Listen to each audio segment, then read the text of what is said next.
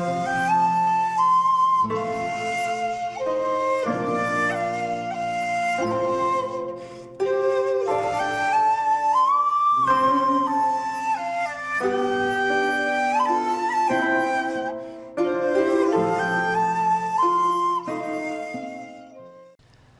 there, this is Solitary Ronin from Solitary Ronin Films, and welcome to our random review. Hold on to your hats, because it's actually an English language random review from 1985, and it's Walking the Edge, starring Robert Forster, Nancy Kwan, and Joe Spinell. This is a Fun City editions. I think I've got 3 Fun City editions. Who are a partner of Radiance, so this has been released by Radiance as well. You get alternate artwork, and you get a booklet as well. This one has a video interview with the composer, Jay Chataway. Detective Jurgensen remembers Forster and Spinell. A new video with French Connection cop Randy Jurgensen, who became an advisor, and then he's actually become an actor and producer. And there's a Chris O'Neill video essay called Breaking Point. And there are 2 commentaries on the film, including one with the director Norbert Meisel and Robert Forster and Nancy Kwan, who is the wife of the director. That always helps in casting, just to ask Kate Capshaw. So as always with Vinegar Syndrome partner releases, it's quite a lovely cover. But the film itself is rather wonderful, as more of a showcase for the fantastic Robert Forster, who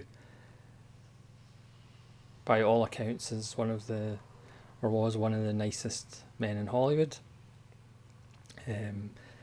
Here he plays an interesting character, or the anti-hero, in the sense that he is the opposite of the macho action hero of the 80s. This is 85, so this was slightly before the John McClanes and the Commando and Predator and such. Here he's playing a taxi driver who runs a taxi cab to essentially cover up for picking up numbers for crime bosses. And the film starts with him having a fairly bad run of luck. He doesn't get the correct amount of money from one of the people he's supposed to pick up from. So his boss takes the money out of his earnings. He goes home to find his girlfriend in bed with somebody else. When the local barmaid takes sympathy on him and invites him into her bed, he can't actually perform because he's got too much things on his mind. Not the kind of 80s action hero activities that we're kind of used to. The film opens with Nancy Kwan's character, who's the wife of a businessman, and we're just dropped into her living room, and she is being threatened and held up by Joe Spinell and his gang with her son.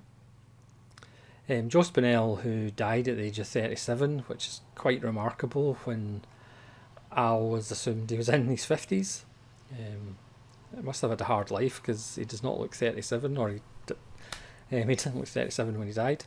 And he plays a fairly nasty character in this, with his multiracial gang who pretty much just slag each other with racial epithets all the time. And the businessman comes home. He's involved in the drugs trade and just uses real estate as a cover. And things go very badly, and Nancy Kwan is left on her own, looking for revenge. She is recently out of a sanitarium or a hospital after the tragedy that happened in her living room, and she goes to see her husband's partner, who may or may not be involved with what happened in the living room. And then she crosses paths with Robert Forster in a nice comparison with Michael Mann's Collateral. She asks Forster to drive her to various locations where she tries to get her revenge. And then Forster is wrapped up in this whole shooting match as the police are after him and Nancy Kwan, and so is the underworld. And the two mismatched characters, which is not an unfamiliar thing in films, bicker at each other and shout at each other, but realise deep down that they are in serious trouble. It is a Los Angeles of the 80s that we don't really see anymore. There's a real sense of kind of community. Everybody kind of knows Robert Forster's character, from prostitutes and drug addicts, but there is a real kind of sense of camaraderie as well with these characters, and some of the guys that owe him money and things like that. So there's a real earthiness and a real genuineness about it. And again, the film is about taking as much as you can take until you kind of go for what's yours and get what you need, which might not necessarily be a good thing. But the film is really about Forster, who just, regardless of what he's saying or what he's doing, at one point later in the film he does very bad things, but you're still on his side because he's Robert Forster, and he just has that self-depreciatory sense of humour about his character, and just a genuineness about him. So no matter what he's playing and what kind of film you see, he is just immediately a likeable character.